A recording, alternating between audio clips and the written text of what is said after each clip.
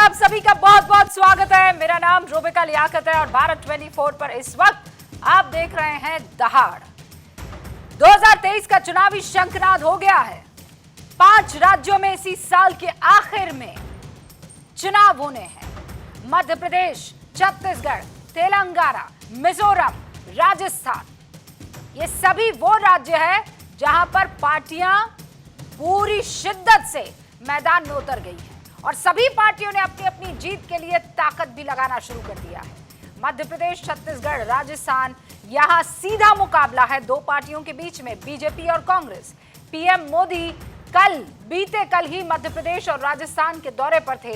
दूसरी तरफ कांग्रेस के दिग्गज नेता राहुल गांधी भी चुनावी राज्य छत्तीसगढ़ पहुंच गए हैं। कल चुनावी राज्यों में दिन भर बड़ी हलचल रही है, लेकिन बीजेपी ने जो मध्य प्रदेश चुनाव के लिए उम्मीदवारों की दूसरी लिस्ट जारी की है, उसने सबको चौंका दिया है। इसमें बीजेपी ने 3 केंद्रीय मंत्रियों के साथ 7 सांसदों को टिकट दिया है और एक राष्ट्रीय महासचिव कैलाश विजयवर्गीय को भी इंदौर 1 विधानसभा सीट से मैदान में उतारा है। बड़े वो भी अचंभित थे। उन्होंने कहा, इस बार मैंने लड़ने का मन नहीं बनाया था, लेकिन पार्टी का जो आदेश है उसे सर आंखों पर रखूंगा। केंद्रीय मंत्री नरेंद्र सिंह तोमर वो दिमनी से टिकट पा चुके हैं। पर्यटन राज्य मंत्री प्रहलाद पटेल नरसिंहपुर से चुनावी मैदान में उतर गए। केंद्रीय इस्पात राज्य मंत्री फग्गन सिंह कुलस्ते मध्य प्रदेश के निवास से चुनावी रण में हैं। इसके अलावा बीजेपी सांसद राकेश सिंह, रीति पाठक, गणेश सिंह, उदय प्रताप सिंह इस बार चुनावी मैदान में उतर आए हैं। ये भाजपा में घबराहट की निशानी है। लगातार आप शिवराज जी को और महाराज दोनों को घेर, ये भाजपा में घबराहट की निशानी है। लगातार आप शिवराज जी को और महाराज दोनों को घेर रहे थे। बीजेपी की इस लिस्ट पर अब कांग्रेस हमलावर है, आपने देख लिया। मध्य प्रदेश के पूर्व मुख्यमंत्री और कांग्रेस के वरिष्ठ नेता दिग्विजय सिंह का बयान है कि घबराहट है। ये चुनावी राज्यों में कैसी हलचल है, पहले आप उसकी एक वानगी देखिए और उसके बाद जो हर एक वोटर के उस विधानसभा राज्य से ताल्लुक रखने वाले या उस राज्य से जहां पर विधानसभा चुनाव होने वाले हैं, क्या उसके मन में सवाल है, आपके सामने रखूंगी। लेकिन एक वानगी,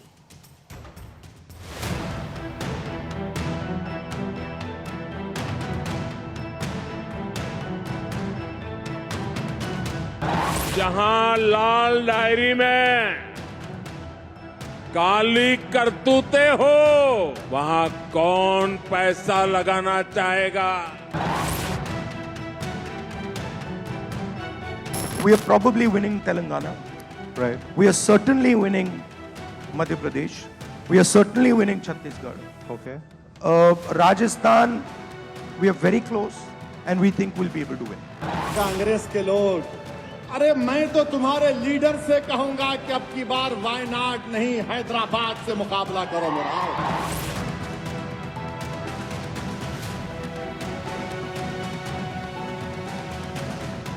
ये जन सैलाब, ये कार्यकर्ता का महाकुंभ, ये दिखाता है कि मध्य प्रदेश के मन में क्या है।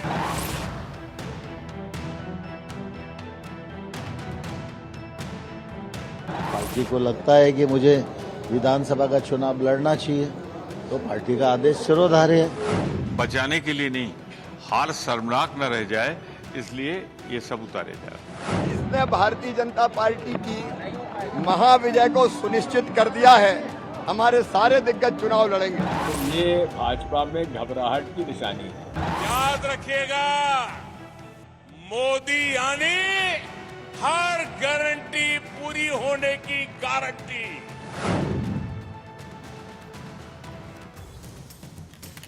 अब सवाल तो यही है कि बड़े बड़े केंद्रीय मंत्री और यहां जो केंद्र में बैठे हुए तमाम लोग हैं, मंत्री हैं, उनको उतारा जा रहा है विधानसभा के चुनावों में। सवाल यह कि बीजेपी ने केंद्रीय मंत्रियों और सांसदों को विधानसभा चुनाव में क्यों उतारा है? क्या एमपी वाला दाव बीजेपी दूसरे राज्यों में भी अपना सकती है, जिसका इशारा हो रहा है? क्या विधानसभा चुनाव में दिग्गजों पर दाव जीत की गारंटी है? इस पर बहस करने के लिए सारे खास मेहमान हमारे साथ जुड़ चुके हैं। तहसीन पुनावाला राजनीतिक विश्लेषक है, इस वक्त आपको स्क्रीन पर नजर आ रहे हैं। असीम वकार साहब अरसे बाद हमारे साथ जुड़ चुके हैं, AIMIM के राष्ट्रीय प्रवक्ता हैं। मलूक नागर साहब सांसद हैं, बहुजन समाज पार्टी के हमारे साथ जुड़ चुके हैं। माधव आनंद जी RLJD के राष्ट्रीय प्रवक्ता आपको स्क्रीन पर नजर आ रहे हैं। राम कृपाल सिंह साहब वरिष्ठ पत्रकार हैं, वो भी आपको नजर आ रहे हैं। अब मैं इंतजार कर रही हूं मेरे दो और मेहमानों का। बीजेपी से शिवम त्यागी अब से कुछ ही देर में हमारे साथ जुड़ने वाले हैं। मुझे ये जानकारी दी जा रही है कि इनफैक्ट 30 सेकंड्स मोर और हमारे साथ वो जुड़ जाएंगे। प्रेम कुमार जो कि वरिष्ठ पत्रकार हैं, यहाँ स्टूडियो में हमारे साथ जुड़ेंगे। मैं उनका भी इंतजार कर रही हूँ, किसी भी वक्त वो यहाँ आ सकते हैं। लेकिन शुरुआत तहसीन पुनावाला आपसे कर रही हूँ। हार शर्मनाक ना रह जाए इसलिए ये लिस्ट निकाली है, लेकिन बीजेपी तो ये कह रही है कि लिस्ट इसलिए है क्योंकि हमें जीत की गारंटी पक्की करनी है। रूबिका जी, मैं अक्सर भविष्यवाणी नहीं करता हूं, मैं आप जानते हो, लेकिन आपके शो पे मैं एक भविष्यवाणी कर रहा हूं। शो पे और इंटरनेट पे जो भी रहता कभी डिलीट नहीं होता, तो इसे आप रिकॉर्ड करना और ये गूगल पे हमेशा ये आप इसको हमेशा गूगल पे ढूंढ सकते हो। जिस दिन मध्य प्रदेश सूबे के चुनाव आएंगे उस दिन मैं आपके साथ शो पे रहूंगा और उस दिन ये रिकॉर्डिंग आप प्ले करना। कांग्रेस ना सिर्फ जीत रही है मध्य प्रदेश, कांग्रेस एक रिकॉर्ड मार्जिन से मध्य प्रदेश जीत रही है।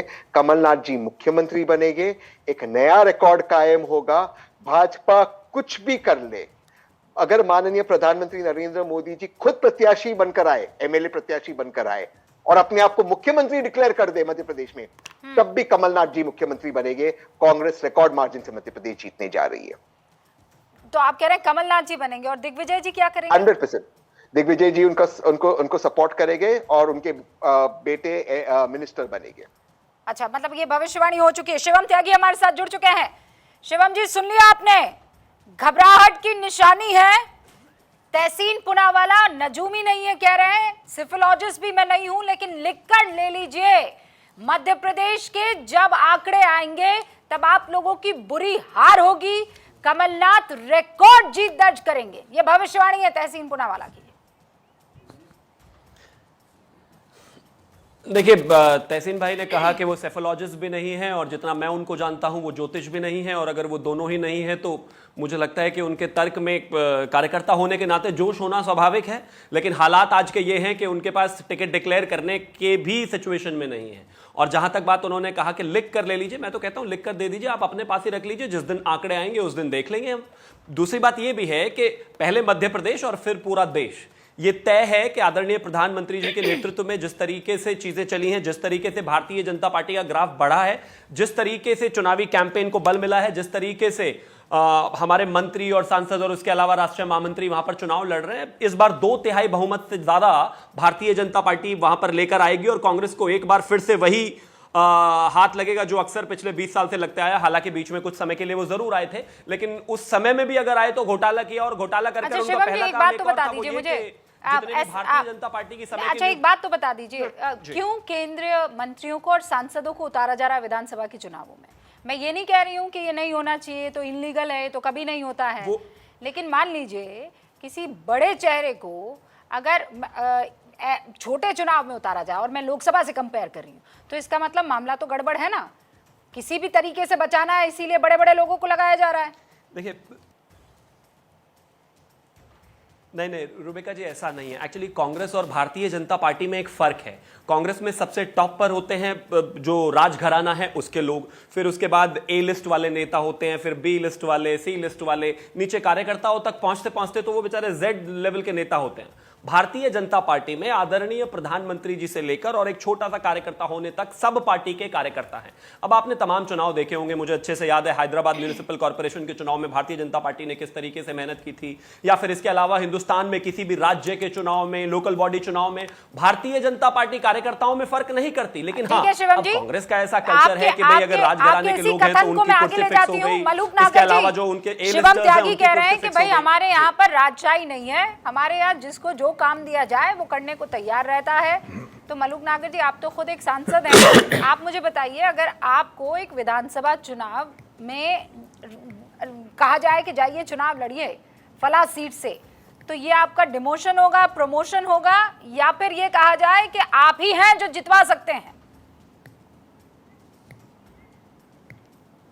देखिए, इसमें रूबिका जी समझना होगा, पहली बात तो ये, कुछ चेहरे ऐसे होते हैं जो अपने साथ आसपास की सीटों को औरों को भी जितवा देते हैं, इसलिए लड़ाते हैं। जहां तक बात है राजनीतिक प्रोटोकॉल की, अगर स्टेट में एमएलए बन के मिनिस्टर बन जाएं तो वो प्रोटोकॉल में एमपी से ऊपर आएगा। कुछ लोग ऐसे होते हैं जो प्रदेश की राजनीति करना चाहते हैं, देश में एमपी जाके बन के बैठ जाएं तो वो उसको बिल्कुल पसंद नहीं करते। कुछ लोग ऐसे होते हैं सेंटर के जो देश स्तर पर काम करना चाहते हैं, देश स्तर पर हर प्रदेश में उनकी पकड़ होती है, उन्हें किसी एक स्टेट में ले जाके चुनाव लड़ा दो तो वो कमजोर भी पड़ जाते हैं। कुछ चेहरे ऐसे होते हैं स्टेट के हैं, मिनिस्टर हैं, कैबिनेट मिनिस्टर हैं या डिप्टी चीफ मिनिस्टर हैं, उनको एमपी बना के देश में बैठा दो तो उनका वहां डिमोशन हो जाता। देखनी पड़ती है क्या परिस्थिति है, किस समय में है, किस जाति के हैं, क्या असर है उनका प्रदेश में। तो डिमोशन और प्रमोशन दोनों अलग अलग समय पे, अलग अलग संभावनाओं, अलग अलग जगहों पे देखने का, एक सोचने का, एक उनकी आकलन करके जब बताया जा सकता है कि डिमोशन हुआ या प्रमोशन हुआ। अच्छा, तो अभी जो लिस्ट आप देख रहे हैं उसमें क्या नजर आ रहा है आपको? बीजेपी की जो मध्य प्रदेश वाली लिस्ट है, मुझे तो ये नजर आ रहा है कि ऐसा, हाँ, मुझे तो ये नजर आ रहा है कि जैसे बंगाल में भी इन्होंने किया, जैसे दूसरे प्रदेशों में भी किया, जब लगता है कि बढ़िया लड़ाई होने वाली है और इन लोगों को लड़ाने के बाद ये खुद जीतेंगे और अपनी जाति और अपने आसपास के लोग या जो इनकी विचारधारा से प्रभावित हैं सभी जिता के लाएंगे, तो पार्टी को मजबूत करने के लिए कई बार ऐसे डिसीजन कांग्रेस भी लेती रही है, भाजपा भी लेती रही है और तमाम पार्टी ऐसे कई बार डिसीजन लेते रहे हैं। पार्टी को मजबूत करने के लिए असीम वकार जी ये लिस्ट तैयार की गई है क्योंकि बीजेपी किसी कीमत पर ये नहीं चाहती है कि सत्ता हाथ से जाए। वकार साहब, नहीं, मैं तो देखिए, मैं तो सुन रहा था अभी, आपको भी सुना, बीजेपी प्रवक्ता को भी सुना। देखिए, मैंने तो कभी नहीं सुना कि चीफ इंजीनियर का डिमोशन हो जाए, चीफ इंजीनियर का डिमोशन करके उसको क्लर्क बना दिया जाए या जेई बना दिया जाए। भारतीय जनता पार्टी ने ऐसे ही किया कि जो कैबिनेट के केंद्र के मंत्री थे उनसे कर लेगा आप विधायक बन जाइए। ये तभी होता है कि जब या तो दिल में डर होता है या लोग नहीं होते हैं, और जो लोग होते हैं उन पे यकीन होता है कि ये हार जाएंगे, ये जीत नहीं सकते। तो हारने वाले लोगों को टिकट देने से बेहतर है कि चीफ इंजीनियर को जेई बना दिया जाए। अच्छा। दूसरी बात, बीजेपी प्रवक्ता जी ने कहा कि हमारे यहाँ सब कार्यकर्ता हैं बढ़िया। हाँ। और कांग्रेस में राज परिवार थे। हाँ। वो आज भी हैं। महाराज ज्योतिरादित्य सिंधिया तो आपके साथ हैं और महारानी वसुंधरा राजे भी आपके साथ है। एक महारानी भी आपके यहाँ, महाराज भी आपके यहाँ, और दोनों मध्य प्रदेश से आते हैं। और कांग्रेस के बैठे हुए हमारे तहसीन भाई, वो मेरी हाँ में हाँ मिलाएंगे इस बात पर कि जो बीजेपी के महाराज हैं ज्योतिरादित्य सिंधिया, वो कांग्रेस के जो राजा हैं दिग्विजय सिंह, उनसे अपने को बहुत बड़ा मानते हैं, कहते हैं हम महाराज हैं या राजा हैं। तो बीजेपी के दोनों दावे छूटे हो गए और मुझे लगता है कि ये दहशत उसी वक्त पैदा होती है जब सेनापति को लगता है कि हमारी सेना हार जाएगी। अच्छा ठीक है असीम साहब, तब वो जतन इसी सवाल को शिवम त्यागी तक पहुंचाते हैं, फिर मेरे दो और मेहमान इंतजार कर रहे हैं। शिवम जी जवाब दीजिए। तहसीन, बस एक असीम वकार जी, सबसे पहले तो मैं एक चीज कहना चाहता हूं कि किसी प्राइवेट कंपनी में और राष्ट्र सेवा में जितनी जल्दी फर्क समझ जाएंगे, मुझे लगता है उतना ही बेहतर आपके लिए भी होगा। ये बात जो आपने बोली है, ये असदुद्दीन ओवैसी जी को शायद पसंद ना आए। एग्जाम्पल के तौर पर, महाराज होने में कोई परेशानी नहीं है, लेकिन है वो कार्यकर्ता ही। शिवम त्यागी भी कार्यकर्ता है और आदरणीय प्रधानमंत्री जो कि पोस्ट से प्रधानमंत्री है वो भी कार्यकर्ता है। अब मैं आपसे पूछना चाहता हूं, कल अगर जो है आपको किसी लोकल बॉडी चुनाव में असदुद्दीन ओवैसी जो है उतार दें और कहें कि भाई यहां पर काम करो, तो ये आपका प्रमोशन हुआ या डिमोशन हुआ? या फिर आप उतरेंगे कि नहीं उतरेंगे? या फिर नागर जी के लिए मैं पूछना चाहता हूं, कल अगर बहन जी कहती हैं कि नागर जी आपको पर्टिकुलर सीट पर जाकर जो है काम करना है और वहां पर आपको विधायक लड़ना है, तो आप मना कर देंगे क्या, या आप उसको डिमोशन मानेंगे? नहीं, राजनीति में, राष्ट्रनीति में पार्टी के हिसाब से, उस जगह के हिसाब से, वहां पर विकास की चीजों के हिसाब से नेता को कहां होना चाहिए ये संगठन तय करता है। लेकिन हाँ, आपके यहां पर शायद ऐसा हो सकता है कि भाई राजघराने से आपका जो सेटिंग है या फिर ये जो टॉप लीडरशिप आपकी है, हाँ, उनसे शायद आपका माहौल बहुत अच्छा है, तो आप शायद ना उतरे, इस वजह से हो सकता है आप मना कर दें। लेकिन एक संगठन जो होता है वहां पर कोई भी हो, कोई प्रधानमंत्री जी हो, चाहे वो पार्टी अध्यक्ष हो, या फिर केंद्र में मंत्री हो, या फिर राष्ट्रीय महामंत्री हो, या फिर अध्यक्ष उपाध्यक्ष हो, या फिर एक मुझ जैसा सामान्य कार्यकर्ता हो, ओके, है सब कार्यकर्ता ही और पार्टी ही तय करेगी कि किसको अरे कहां लेकिन पर कोई तो मुझे बता दो सही जगह क्या है। मध्य प्रदेश के मन में क्या है रामकृपाल जी? कोई कह रहा है कि पार्टी की ताकत बढ़ाने के लिए है, कोई कह रहा है कि ये तो डिमोशन हो गया है, लेकिन पार्टी की तरफ से जो ये लिस्ट जारी की गई है, भारतीय जनता पार्टी की तरफ से, ये लिस्ट किस तरफ इशारा कर रही है? देखिए रोबिका जी, ये लिस्ट उसी तरह से, मैं एक बात कहूंगा कि राजनीति में या कारपोरेट में जो नंबर 1 होता है उसके सामने हमेशा एक खतरा होता है कि बाकी लोग तो उसकी आसानी से नकल कर लेते हैं, और नंबर 1 को अपनी पोजीशन बनाने के लिए हमेशा उसको नित्य नए प्रयोग करने पड़ते हैं। और देखिए बीजेपी के पास आज क्या है, उसको खोने का डर भी है और पाने की भी चिंता है।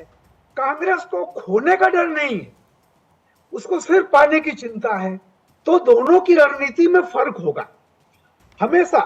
तो जो कांग्रेस आज ये सोच रही है, अभी जैसे वकार भाई जो कह रहे थे, देखिए एक परिवार में एक कलेक्टर होता है, एक प्राइमरी का मास्टर होता है, हाँ। लेकिन जब दोनों घर में आते हैं ना, तो दोनों को जो भी काम माँ बता देगी या बाप बता देगा, वो दोनों काम करते हैं।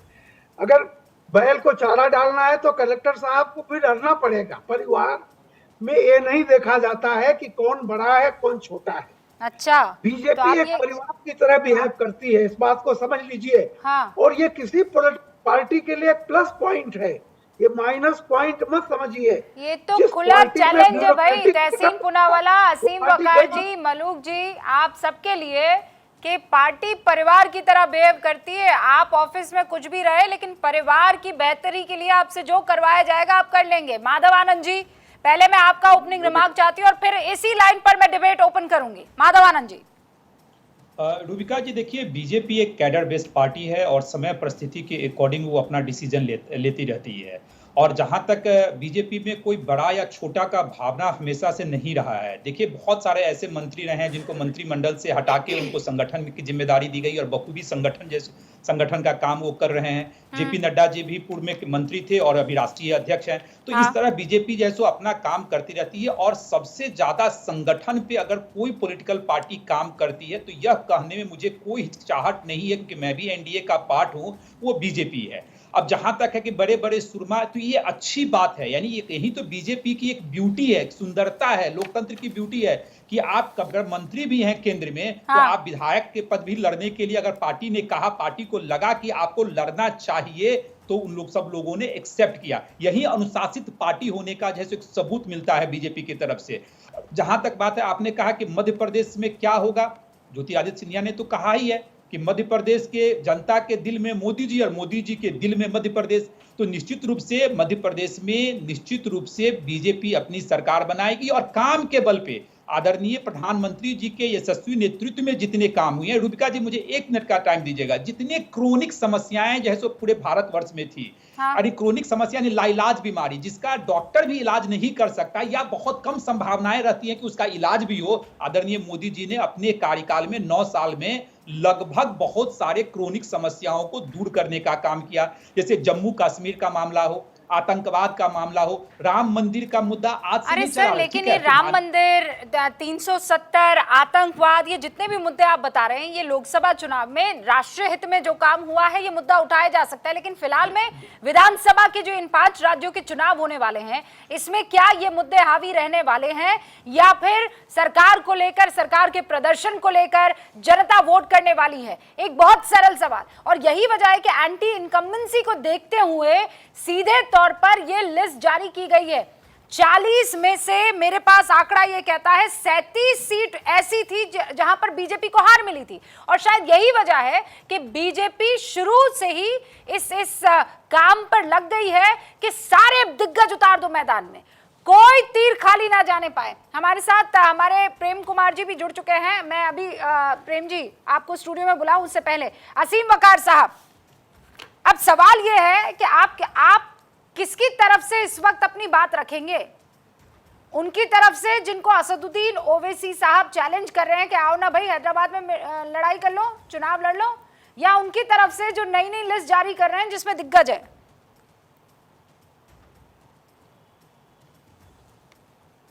देखिए, हम लोग ये चाहते हैं, असद ओवैसी साहब ये चाहते हैं, अकबर ओवैसी साहब ये चाहते हैं कि भारतीय जनता पार्टी को सत्ता से बेदखल किया जाए, हटाया जाए। हमारा पहला फोकस ये है कि बीजेपी को कैसे हराया जाए, और हमारा दूसरा फोकस हमारे राष्ट्रीय नेता का यह है कि अपने आप को और अपनी कौम को कैसे सक्रिय राजनीति में मेन स्ट्रीम में लेके आया जाए। मुसलमान तो सिर्फ वोटर है ना, मुसलमान को तो सिर्फ वोटर बना कर रखा है। हाँ। मसला ये नहीं है। मसला इस वक्त आपने सवाल पूछा, अभी राम कृपाल जी बहुत बड़े जर्नलिस्ट हैं, उन्होंने मेरी बात पे हमको समझाया कि एक माँ के 2 बेटे, एक कलेक्टर, एक चपरासी, तो माँ किसी से भी कह सकती है। साहब, चपरासी से सुनिए, चपरासी से काम ना कहकर कलेक्टर से अगर चपरासी का काम मां करा रही है तो इसका मतलब है कि चपरासी आपके पास इस काबिल ही नहीं कि वो चपरासी काम कर पाए, तभी आप कलेक्टर को चपरासी बनाए दे रहे हैं। तो मैं वही तो कह रहा हूं कि मोदी जी के पास लोग ही नहीं है, इसीलिए वो चीफ इंजीनियर को जेई बनाए दे रहे हैं। आप मेरी बात को समझिए सर। नहीं समझ में आ रही आपकी बात। मैं भी तो यही कह रहा हूं जो आपने कहा है। नहीं, वो अभी नहीं आएगी, वो कल आएगी, कल समझ में आएगी सबके। कल क्या समझ में आएगी ये बताइए, अभी समझाइए ना। अभी ना समझा पाए तो कल, अभी चुनाव लड़ने अभी आपको, और समझाए देंगे आप कल, कैसे हो पाएगा? अरे भाई, विधानसभा का चुनाव हो कि लोकसभा का चुनाव हो, जनता का रिप्रेजेंटेटिव है ना। अब असीम वकार साहब तो कह रहे हैं कि भाई मैंने तो एग्जाम दिया ही नहीं है, मुझे तो आप जो है सीधा इंजीनियर बना दीजिए। ऐसे थोड़ी होता है। और मान लीजिए आप इंजीनियर बन भी गए, मैं दुआ करती हूँ, चलिए आप इंजीनियर बन गए, मतलब आप सांसद बन भी गए, कल को अगर असद भाई को आपकी जरूरत पड़ेगी कि आप विधानसभा का चुनाव लड़ेंगे तो आप कहेंगे मैं ना लड़ा,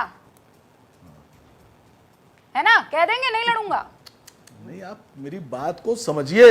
अरे वही तो समझ रही हूँ, मतलब समझिए।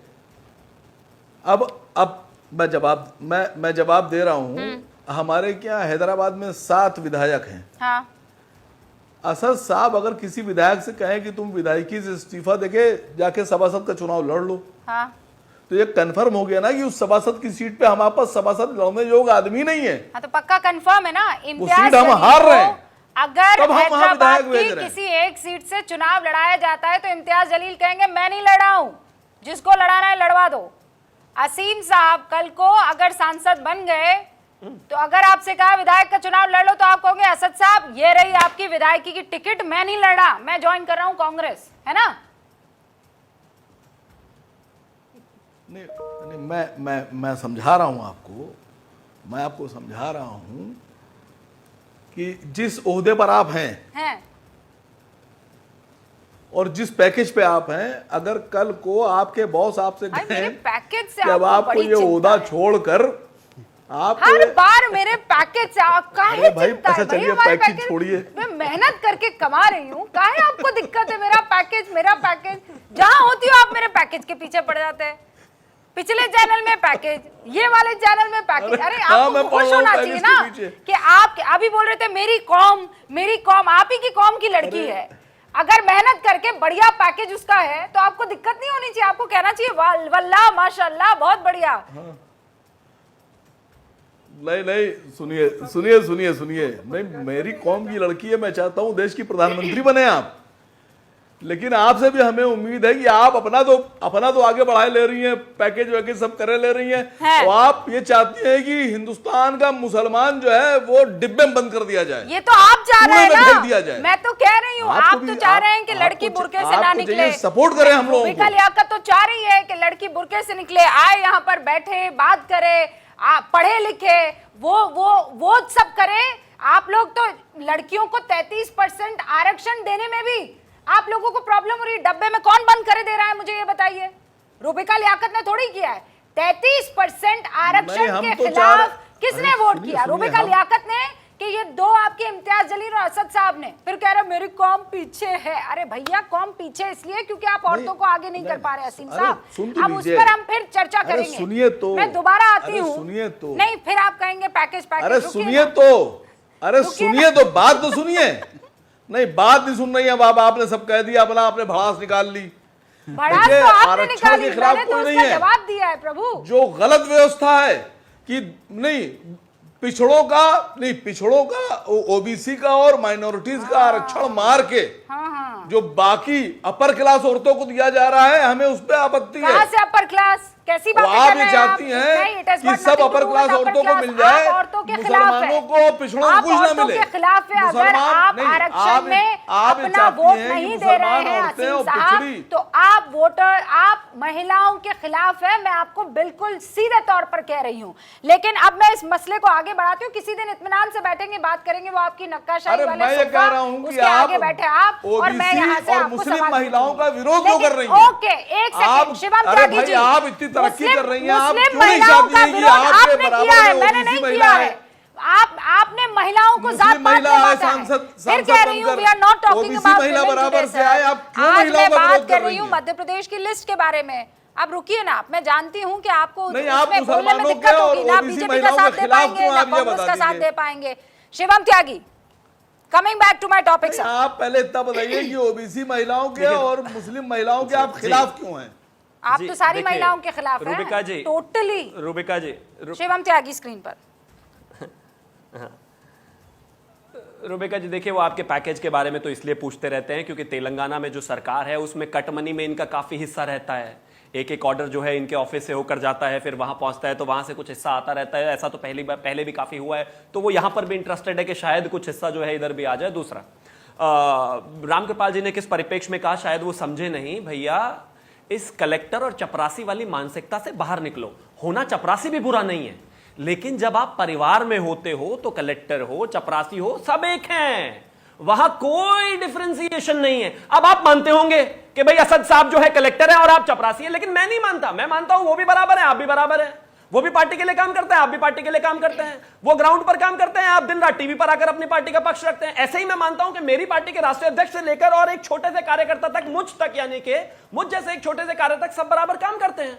अब अगर मुझे कोई जिम्मेदारी दी जाएगी तो मुझे करना पड़ेगा। अगर रूबिका लियाकत को अपना शो बेहतर बनाने के लिए पर्दे के पीछे जाकर भी कुछ काम कुछ समय के लिए करना पड़ेगा तो वो करेंगे, उसमें कोई परेशानी की आवश्यकता नहीं है भाई, कोई डरने डराने की आवश्यकता नहीं है। मध्य प्रदेश यही है, जिन सीटों पर हम कमजोर थे, जिन सीटों पर भारतीय जनता पार्टी को पिछले समय में हार मिली, उन सीटों की इंजीनियरिंग करने के बाद हमने ये पाया कि अगर हमारे राष्ट्रीय स्तर के नेता वहां पर जाएंगे तो उसका पूरा परिप्रेक्ष्य बदलेगा। दूसरी तरफ एक पार्टी है जिसके पास कैंडिडेट ही नहीं है, उनके पास लोग ही नहीं है, उनके पास विधायक टिकट ही नहीं है।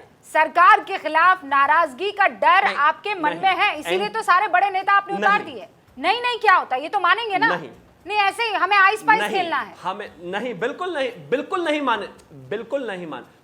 नहीं मानेंगे। हम मानते हैं कि पिछले चुनाव में जहां पर हमारी परफॉर्मेंस उतनी बेहतर नहीं रही। उन सीटों पर भी हमें मजबूती के साथ लड़कर इस बार 2/3 से ज्यादा बहुमत लाना है।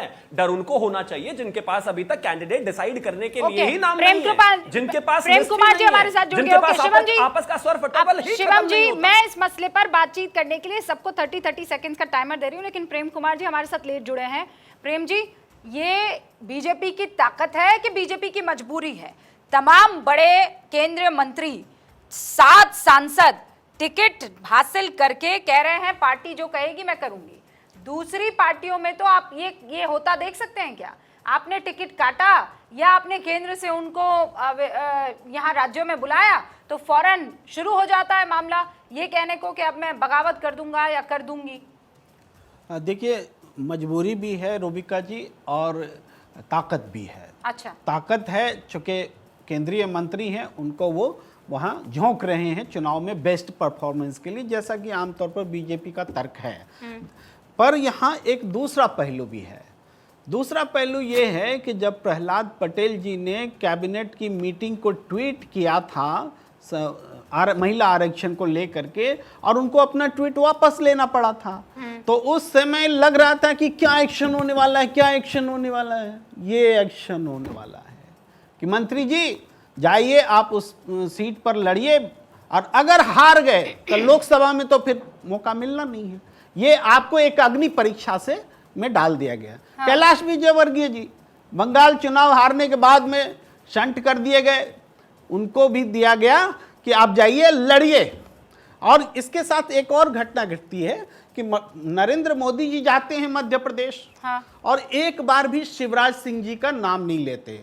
इसके भी मायने हैं कि ये सारे नेता और सांसद, मंत्री और सांसद जो वहां पहुंचे हैं, उनके लिए एक अरमान का गुलिस्ता जो है खड़ा किया गया है कि देखो मुख्यमंत्री आप में से भी कोई हो सकता है कि शिवराज जी का तो नाम ही नहीं लिया मैंने। यानी आप अपनी एनर्जी लगाइए चारों तरफ से। रामकृपाल जी ये कहते हैं ये है स्ट्रैटेजी, थोड़ा तुम में से जिसने अच्छा प्रदर्शन किया वो सीएम हो सकता है। नहीं, बहुत अच्छी, प्रेम कुमार जी हमारे मित्र हैं, लेकिन एक बात मैं कह रहा हूं, हालांकि प्रेम कुमार जी के लिए नहीं है। देखिए, सारे अपोजिशन वालों को बीजेपी की एक चीज मालूम है, उसकी रणनीति का इतना बढ़िया विश्लेषण करते हैं। तो सवाल इस बात का है कि जब जिस पाले में खुद खड़े हैं उसको ये सलाह क्यों नहीं देते? रिजल्ट आता है तो पता चलता है चारों खाने चित। बीजेपी की सारी रणनीति जानते थे आप लोग। रामकृपाल जी कहाँ चारों खाने चित? मध्य प्रदेश जीती थी कांग्रेस। मैं बता रहा हूँ, अरे सुन लीजिए जी 2018 में बीजेपी कर्नाटक, मध्य प्रदेश, छत्तीसगढ़, राजस्थान सब जगह हार गई थी ना। इस बार 23 विधानसभा चुनाव में तो परिणाम लेकर आई थी। क्या हुआ उसके बाद? क्या हुआ? 300 जो था वो 303 हो गया। नहीं, पर ये तो आप लोकसभा की बात कर रहे हैं ना। प्रेम कुमार जी तो कह रहे हैं, अभी तो हम विधानसभा चुनावों की बात कर रहे हैं सर, वहां तो मुंह की खानी पड़ी थी ना। मैं विधानसभा पर यही कह रहा हूं कि देखिए, 9 साल से ये तमाम लोग यही देखते हैं कि इस बार बीजेपी गई। हाँ। और वाकई बीजेपी की मजबूरी है, क्योंकि माल उसके पास थे तो उसके खोने की चिंता उसी के पास होगी। तो बीजेपी को कहीं ये खो न जाए इसका डर भी है और पाने की चिंता भी है। विपक्ष को खोने की चिंता तो है नहीं। तो सवाल इस बात का है कि बाकी काम वो अपनी रणनीति में लगाए, वरना फिर क्या होगा कि फिर 2019 जैसी स्थिति होगी। अगर बीजेपी एकाध हार भी जाती है तो अच्छा सर, इस पर तो हमने चर्चा कर ली और मैं समझ गई कि कोई कह रहा है कि ताकत है, कोई कह रहा है कमजोरी है। रामकृपाल जी प्लीज, तो मुझे ये बताइए कि फिर मुद्दा क्या होगा? हम ये मानते हैं कि जिसने मुद्दा फेंका और जिसका मुद्दा चल गया, जीत उसकी तय होती है, क्योंकि फिर चुनाव उसी पर लड़ा जाएगा। तो यहाँ चुनाव किस बात पर लड़ा जाएगा? मैं बता रहा हूँ, यही मैं कह रहा हूँ। आप देखिए, पिछले 9 साल से 10 साल होने को आए, ये पूरा अपोजिशन मिलके 10 साल में न विधानसभा के लिए न लोकसभा के लिए एक नैरेटिव, पॉजिटिव नैरेटिव नहीं ढूंढ पाया। 2014 में क्या था? मोदी नहीं चाहिए, मोदी के नाम पे जन्म संग्रह हुआ। रामकृपाल जी, विधानसभा चुनाव के लिए क्या हुआ? स्टेट वाइज नैरेटिव होती है। चौकीदार चोर है, रामकृपाल जी नहीं चाहिए, अब इस बार क्या है रामकृपाल जानती सर, हैं? आपका टेंशन चाहता हूँ। अभी तक एक भी पॉजिटिव सर टेंशन चाहते हैं क्या? टेंशन चाहते हैं? एक बार ये बता दीजिए क्लियर। टेंशन मिलेगा अगर टेंशन रामकृपाल जी देंगे। एक सेकंड, रामकृपाल जी आपका टेंशन अटेंशन दोनों चाहते हैं। प्रेम कुमार जी, प्रेम कुमार जी आपसे कुछ बात रखना चाहते हैं, वो सुन लीजिए ना। 30 सेकंड प्रेम कुमार जी। हाँ बस इतना बोलना चाहता हूं कि विधानसभा चुनाव में जो नैरेटिव होता है डिफरेंट स्टेट्स के लिए अलग होते हैं, लोकसभा चुनाव के लिए अलग होते हैं। आप ये ऐसा कह सकते हैं कि विधानसभा चुनाव जीतने के बाद लोकसभा में विपक्ष हार गया, आप कह रहे हैं, लेकिन हम ऐसे भी कह सकते हैं कि लोकसभा चुनाव जीतने के बाद विधानसभा चुनाव में हार गई बीजेपी। ये बोलने के तरीके पर है। तो कुल मिला के हम ये देखें कि इस चुनाव में नैरेटिव क्या है। अभी तक नैरेटिव यही है ना, बीजेपी को हराना है। और बीजेपी का नैरेटिव क्या बताऊं आपको? वही सत्ताधारी दल को हराना तो नैरेटिव होता ही है विपक्ष का, चाहे बीजेपी विपक्ष में हो या कोई और हो। सत्ताधारी दल को हराना नैरेटिव होता है। आप दोनों रुकिए। एक तरफ तो हमने ये बात की कि भाई ये सारे बड़े चेहरे इसलिए उतार दिए गए हैं क्योंकि सर रुकिए, रामकृपाल जी एक सेकंड रुकिए ना। मलूक नागर जी, शिवम त्यागी जी, एक सेकंड दोनों को स्क्रीन पर रखिए। मलूक नागर जी इस वक्त रामकृपाल जी शायद मेरी आवाज नहीं सुन पा रहे। मलूक नागर जी आपने कहा कि भाई पार्टी को जरूरत होती है तो वो उस हिसाब से अपना कैंडिडेट जहां प्लेस करना चाहे कर ले। अब जिसकी जैसी नजर, जिसकी जैसी आस्था, उसको डिमोशन देखे कि प्रमोशन देखे। लेकिन इस वक्त आपको इन 5 राज्यों में आगे कौन लग रहा है? आप अपनी पार्टी, भाई आपकी पार्टी तो मान लीजिए ना सर, अभी बीएसपी जो है वो ना 3 में है ना 13 में है, इतना मैं कह सकती हूँ। माननीय सांसद हैं आप, लेकिन उसके बावजूद जो विधानसभा चुनाव है वहां पर हालात तो अभी ऐसे ही हैं। देखिए, एक बार शुरू में जब पार्टी अस्तित्व में आई थी तो मान्यवर काशीराम जी ने कांग्रेस के साथ 96 से पहले जब समझौते की बात हो रही थी तो यही कह दिया गया था, तो आप ना 3 में हैं ना 13 में हैं। फिर एमएलए के चुनाव आए, एमपी के चुनाव आए, तो 13 एमएलए हमारे जीत के आए, 3 एमपी हमारे जीत के आए। हम 3 में भी थे, 13 में भी थे। जहां तक इन 4-5 राज्यों की बात है, मध्य प्रदेश में आज भी हमारे 7 एमएलए थे जिन्हें कांग्रेस मैं मान गई 3 मैं आपकी 3 की बात मान गई, पर ये 13 कौन सा वाला है? क्योंकि आप राजस्थान में लड़ते तो हैं, पर ये 13-1-3 वाला नहीं रहता, ये 13 कांग्रेस वाला हो जाता है। जीता मेरा, लेकिन ये सब 13। मेरी बात तो सुनिए प्लीज, मेरी बात तो खत्म करने दीजिए रूबिका जी। तो अब के मध्य प्रदेश में 7 एमएलए थे, कांग्रेस तोड़ के ले गई, डांका डाल के ले गई। राजस्थान में 6 डांका डाल के ले गई, तोड़ के ले गई। और असली चुनाव होना है अब की बार, जो कहने जा रहा हूं, पिछड़ों पे। सदन में माननीय प्रधानमंत्री आके कहते हैं मैंने पिछड़े इतने मिनिस्टर बनाए, इतने मैंने दलित मिनिस्टर बनाए। और कांग्रेस हालांकि बेईमानी की बात कर रही है कि इस बिल में पिछड़ों को ला करके कि पिछड़ों के लिए रिजर्वेशन होना चाहिए, और जो उनका खुद का बिल था महिला आरक्षण पे 2009 से 2014 तक का, उनका खुद उसमें पिछड़ों का नहीं था। तो राजस्थान में सचिन पायलट जो पिछड़ों को चेहरा देख करके चुनाव पिछला लड़ा और उनको चीफ मिनिस्टर नहीं बनाया, कांग्रेस को उसकी सजा मिलेगी। और जहां तक बात है मध्य प्रदेश की, वहां पे कल मैं वहां पे था तो गुजर सम्राट मीर भोज की मूर्ति से गुजर हटा दिया गया। वहां भी पिछड़ों में, जिनमें गुजर, जाट, यादव, पाल, सैनिक, कश्यप, सोनार, लोहार, कुमार सब आते हैं, वहां भी कहीं ना कहीं बदलाव है। और जहां से किसी भी जाति के इतिहास को छेड़छाड़ करी जाएगी, चाहे किसी भी पार्टी हो, तो सर एक बात आपसे मैंने समझ ली है, आप कह रहे हैं पिछड़ा, ओबीसी, दलित, ये बड़ा अहम मुद्दा रहने वाला है। शिवम त्यागी, इसी पर तो आपको चारों तरफ से घेरने की कोशिश की जा रही है। रूबिका जी बात खत्म कर रहा हूं बस प्लीज। हाँ ओके। तो इसलिए राजस्थान में भी हमारे 6 थे, अब के 20 से ज्यादा आएंगे। मध्य प्रदेश में हमारे 7 थे, 25 से ज्यादा आएंगे। और हमारे बगैर सरकार न राजस्थान में बनेगी न मध्य प्रदेश में किसी की बनेगी। शिवम जी सुन लिया ना, आपको जरूरत पड़ सकती है, यारी दोस्ती रखिएगा, सांसद साहब के एकदम टच में रहिएगा।